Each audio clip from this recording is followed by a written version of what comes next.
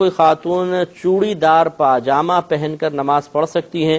Question کرنے کا مقصود یہ ہے کہ پاجامے سے پیروں کی حیت واضح طور پہ نظر آئے گی، ایسا تنگ پاجامے سے تو کیا اس پہ نماز ہو جائے گی؟ تو جی ہاں، بالکل نماز ہو جائے گی، لیکن یہ مکروہ تنزیہی ہوگی،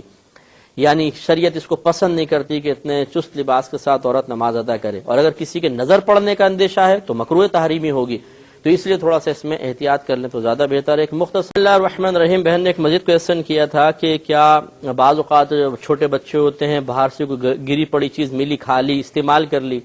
بعد میں والدین کو پتہ چلا تو کیا حکم ہوگا؟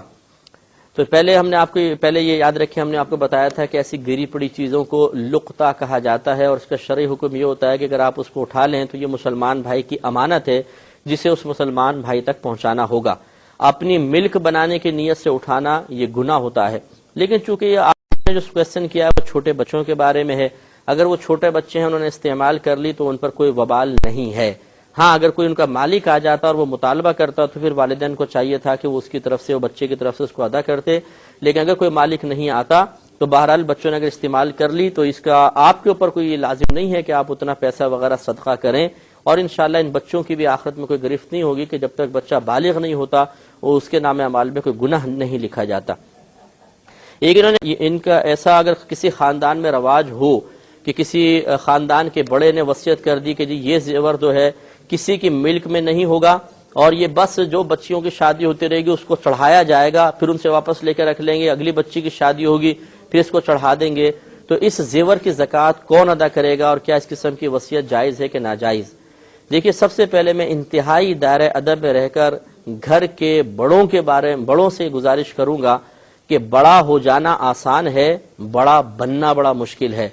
اور جس کے پاس علم دین نہ ہو وہ اس قسم کی وصیتیں کرنے سے بالکل دور ہٹ جائے۔ اگر کرنا چاہیں تو وصیت کو لکھ کر پہلے کسی عالم دین کو چیک کرائیں، ورنہ اتنا بڑا گناہ کبیرہ اور گناہ جاریہ ہوگا کہ تصور بھی نہیں کر سکتے ہیں۔ جیسے کہ اس مقام پر ہوا کہ جس شخص کی ملک میں سب سے پہلے تھا، مثلا آپ کے پردادا تھے، کوئی بھی تھے، جب ان کا انتقال ہونے لگا اور انہوں نے یہ کہا ہو کہ یہ کسی کی ملک میں نہیں جائے گا بلکہ صرف شادیوں میں چڑھایا جائے گا، تو یہ وصیت ہی بیکار ہے، یہ وصیت قطعاً غیر نافذ العمل ہے، اس لیے کہ جیسے انسان مرتا ہے تو اب اس کی مرضی نہیں چلتی مال میں، بلکہ قرآن نے، حدیث نے اس مال میں لوگوں کے حقوق وابستہ کر دیے ہیں۔ جیسے وہ مرے تھے، جو اس زمانے میں وارث تھے، یہ سونا فوراً ان میں تقسیم کرنا لازم تھا، اگر نہیں کیا اور ان کی اس فرسودہ اور ناجائز وصیت کو قائم رکھنے کے لیے سونے کو رکھا گیا اور ورثاء کو ان کے حق سے محروم کیا گیا، وہ بھی گناہ کبیرہ کے مرتکب، اور جس نے اس جاہلانہ وصیت پر عمل کیا یہ بھی گناہ کبیرہ کے مرتکب، اور پھر جیسے جیسے سونا منتقل ہوتا رہا اور یہ تقسیم نہ کیا گیا، سب لوگ گناہ کبیرہ کے مرتکب ہوتے چلے گئے کہ اللہ تعالیٰ کے صریح حکم جو قرآن میں بیان کیے گئے، وراثت کی تقسیم کے احکامات سب نے ان کو فراموش کیا، سب کا سب گناہگار ہیں۔ لہذا سب سے پہلے دیکھیے سونا کس کا تھا، چچا دادا کا تھا، پردادا کا، یا کون؟ ان کے سب سے پہلے جب ان کا انتقال ہوا تو اس وقت کون کون وارث تھے، یہ ان کے حساب لگائیں، پھر ان کے جو وارث تھے وہ، اور اس طرح سب کا یہ پورا شجرہ لکھ کر آپ کسی مفتی صاحب کو دیں، یہ مناسب کا مسئلہ ہے، اور اس سونے کو تقسیم کیا جائے گا، اوپر سے تقسیم کیا جائے گا، اور پھر دیکھا جائے گا کس کی ملک میں آیا۔ اس کو اب یہ فوراً اس غلط رسم کو ختم کریں اور یہ سونا ان کے حقداروں تک پہنچائیں، ورنہ اگر یہ سلسلہ آگے چلتا رہا تو پہلے والے کے لیے تو وبال ہے ہی ہے، اور آگے والے سب کے سب اس گناہ کبیرہ کے مرتکب ہوں گے۔